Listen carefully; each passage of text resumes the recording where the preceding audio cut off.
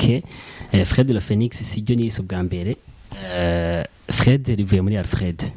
Naragabanije kugira ngo hari abantu benshi bari banzi kuri Alfred ariko ubunye benshi ba kubera Alfred wamenyana ikintu kirekire bararigabanije hama le Phenix n'izina niswe n'abagenzi ku ishure.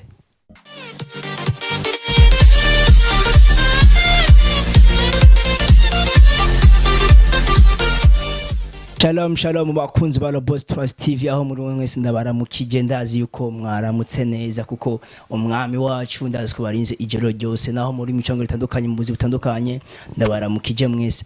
Okay, kuno munsi uri izina twaramutse tugendera umuririmvyi nkuko ndayivuga ntigera ba umuntu asanzwe kuko n'umuntu adasanzwe cyane gose kubera yaratoranyijwe yasizwe amavuta ku mutwe kugira abashe guhesha Imana icubahiro.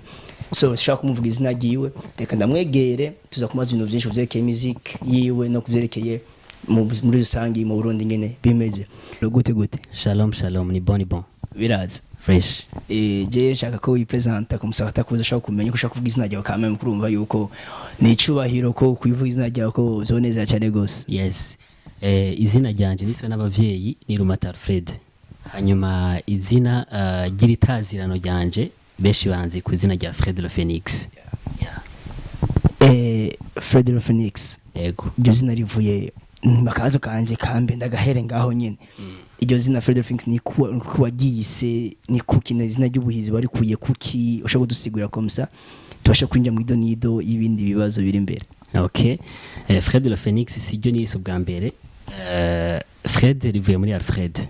Naragabanije kugira ngo hari abantu benshi bari banzi kuri Alfred ariko ubunye benshi ba kubera Alfred wamenyana ikintu kirekire bararigabanije hama le Phenix n'izina niswe n'abagenzi ku ishure. Bivuye kuki?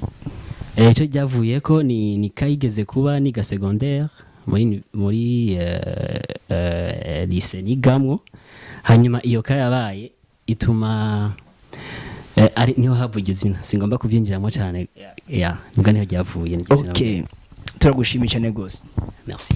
Fred le Phenix kare tuje mu bibazo intangere twateguye kuri muzi kubaza uri umuririmbyi umaze igihe kini uririmba gospel. Yego. Twashaka utubwire mbega umaze igihe kingana gute uririmba muri gospel music? Muri gospel music mazemwo simvuga ko ari imyaka myinshi kandi sinamike kuko natanguye kuririmba muri 2012. Yego 2012 urumva imyaka 8 bientôt. 2012 aje 8 ans uririmba. Yego. Okay, twashaka utubwire why wahisemo kuririmba gospel?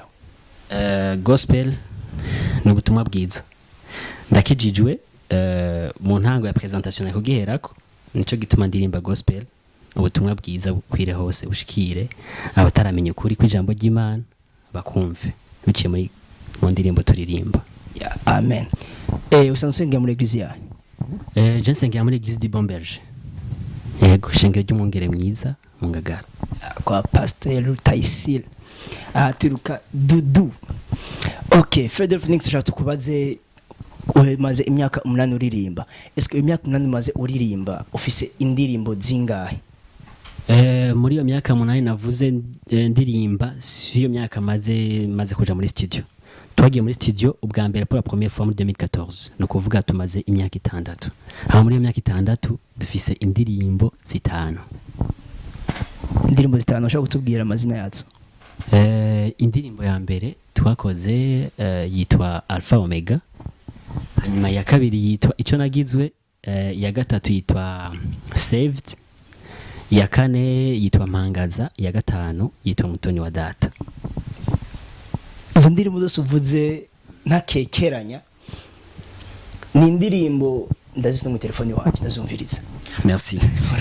Merci beaucoup. Izo ndirimbo zose nguma mbona babantu nyene muzikorana. Kirese imwe yonyene. Ako Saved, Mpangaza, Alpha Omega ni indirimbo nguma mbona abantu babiri baguma bagarukamo cyane. Ariko nase ubundi Davy muri Redemption Voice hamwe na Beny umushumba. Wayi muguma mu gora collabo nyinshi cyane gose muri batatu. Eske ni muri famille muri iki ko wejya dusigure Beny je nashaka ati ndayibaza nawe komisa ushoka kuma umuco ukwiriye neza. Okay, merci ku kibazo abantu benshi bibaza kandi bakunda no kutubaza. Ico kibazo barakibaza cyane kuko nk'iyo ya mbere twakoze Alpha Omega nayikoranye na Davy. Tukiri ku ishure. Hama ya kabiri yitwa ico nagizwe nayikoranye na Beny n'undi mugenzi umwe. Hama izindi tumaze kuzikorana turi batatu jewe Beny na Davy. Rero abantu benshi bakunda kwibaza ngo kubera iki. Hari abakunda kutubaza ngo turi groupe, turi groupe, abo turi famille. Family. Yeah, ni family kuko David my brother Beny nawe nyene nuko twahujwe n'ubutumwa bwiza hama turahuza dusanga ivyo afise ivyo mfise David ivyo mfise David ivyo afise na Beny ivyo afise dusanga birafitaniye ubucuti cyane gose ko tuvuga ubutumwa bwiza bw'ubwami bw'Imana hanyuma tuba flexible twese turahuza nico gituma twahisemo gukorana. Yeah. Amatwa nsumira novuga yuko nyine twavuga na Beny umushumba ngo hari group ya WhatsApp yanyu muri abantu batatu. Sinzi rero yuko ivyo zo kuri iyo group WhatsApp bawo cyane. That's true. Iyo group irahari ya batatu. Ya batatu. Jewe Davy na Beny. Beny. Brother, sinzi yuko vraiment umugana ni famille. Ntango njya kwinde kibazo. Kuva utangwe kuririmba ngaha mu Burundi music gospel. Ni cyaye kintu wabonye gitandukanye ni nabandi baririmbyi wabonye bo hanze bakora uko gospel mu Burundi turazi yuko twumvise gospel mu Burundi barapeta twumva Prince Mushindi twumva Big Zoe twumva bande twumva Redemption bose niririmba twumva naho ni gute wabonye yuko gospel mu Burundi yavansa kuri wewe esko watangwe vyoroshe gushika aho ugeze kuno mwanya? Ico kibazo kiragoye kandi kiroroshe mu buryo bumwe canke ubundi. Hanyuma gospel jewe simpava ndaba ingene mpava ndayipima ku gipimo mugabo ico nzi kuva ntangura guca ubwenge numviriza indirimbo z'abantu batari bakenya narumva ko gospel ari ubutumwa bwiza.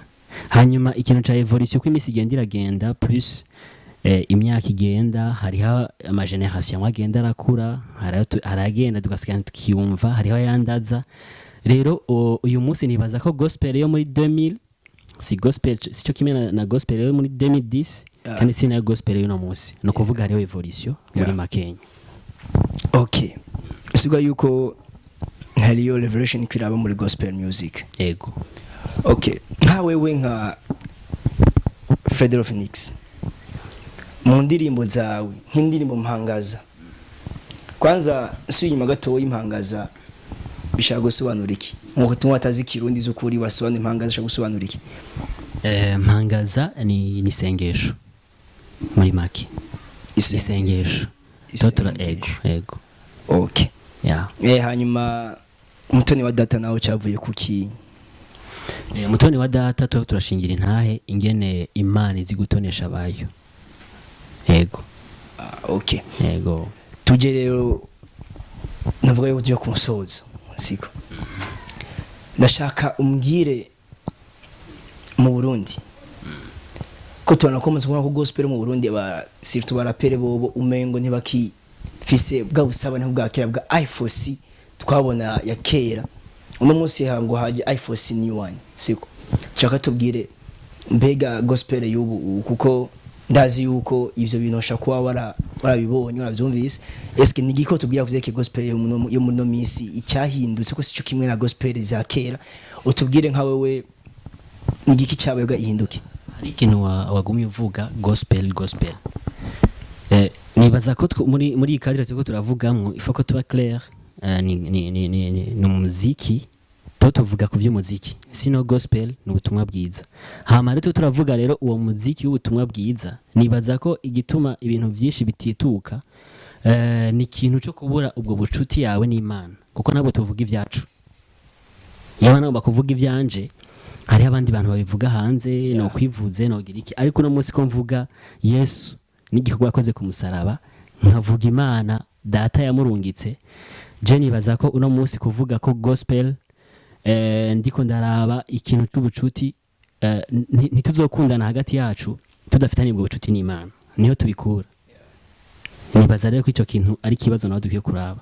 kubwo bucuti tufitaniye hagati y'Imana natwe kugira ngo dukunde bagenzi bacu. Voilà. Kandi nijye muri tugaye tumwogoye kunda mugeze nko wikunda kandi utazi urukundo ntabazimana ko munari rukunda. Ni naryo bwirizwa rikuri Imana ya Yesu yadusigiye ngo nimwakundana ngo bose bazomenya ko murabigishwa banje. Amen. Yeah. Okay, turagushimiye cyane gose. Vraiment turatwishuye neza uri Claire gitomore cyane gose ngatwishuye. Phenix tukwibarize est-ce que udufise ga projet kari quelque part kabitse upa turindire un jour tuzokabona? Ivyaga projet kabitse nibaza ko yoba secret ariko sino tyo turakora. Yego nibaza ko mu misi nikaba kahari tuzokabashikiriza tukabamenyesha ko twama tubikora. Ndibaza nzobabere mu karongo. Of course, yes. Yeah. Okay. Ndagushimiye cyane gose kwa duhaye umwanya wawe wa sacrifice ibintu byawe byinshi. Yeah. Thanks sana mablo kandi vraiment indirimbo zawe ndazumviriza vraiment ko ariko arimo akajambo yukumviza amajambo si amajambo twifondera n'amajambo ava muri Bible. So thanks sana mablo komeza uko nyene. You're welcome. Thank you to vraiment mwakoze natwe kuduha kano kanya. Nibaza ko kuntu mwatwiyumviriye ko ni mu buryo nyene bigitangaza simava ndabivuga sindabifata mineneko. Mwakoze kuduha umwanya kugira ngo tugirane kano kanya kino kiganiro. Turabibashimira namwe mandanye mutera imbere. Yeah, thanks sana. So bakunzi ba Rehoboth TV turabashimiye cyane gose. Ntibako mwibagire kujya kuri channel yiwe. Turakeneye mu commentaire yiwe yanyu kuvyerekeye indirimbo ziwe muce mugenda hajya. Vraiment sinzi ko cyo bwena ko dukurikirana cyanyuma nka public ya gospel ngo abafans bawe no bavuga nka public ya gospel abakurikirana ubutumwa bwiza bice mu ndirimbo ico bawe kubahumuriza kuvyerekeye iki gihe turimo ca coronavirus. Iki gihe ca coronavirus abantu benshi barahagaritse umutima isi yose si benshi gusa n'isi yose. Ikintu numva nababwira no munsi no kumenya ko Yesu n'umwami ico kukimenya bigwa gutekana no mu bihe nk'ibi bigoye. Rero utaramumenya cyangwa utaramwakira nagira ndakubwire ngo niwe bwihisho. Yeah. Niwe bwihisho ahandi hose haje imiyaga iraguhungabanya. Yes. Rero mu kurangiza sinshobora kugenda ntababwiye ngo nkuko Davy yabivuze ikintu ngomba gusaba umuntu wese araba iyi emission ni kugira ngo umuntu abeho afise intumbero akeneye ikintu kimwe gusa. Yesu niwe nzira niwe kure kandi niwe bugingo. Yes. Yeah, thanks sir. So nimwibagira subscribe ngaho munsi, comment, share, komsa nizikurikira muzose yo kuzibona. So kandi asuye nimwibagiye kuja kuri konti YouTube mugize ndababwiye nyene kuko ni ibintu muzotuma nuko n'ubutaha muzomenya indirimbo zibashaka korazana natwe muzomenya ibindi biganiro tuko turabakorera. So see you tomorrow. Anje nababwira cyo ntimwagire gukaraba n'isabuni kuganya mugenzawe emetre yakomeye nubwo yabwiye ngo izane kuri ubwingo yakora tutuwe maso tuyiprotege. So namubwiye ndabwiye yuko mwirinde ko ikiza coronavirus kimeze nabi cyane gose murazigende gifata murazigende cica niyo cyagufata call kugwe komsa ubashe gukingira abantu mubana turi kumwe n'ubutaha no kundi muririmbyi Imana irabakunda cyane gose. Ciao.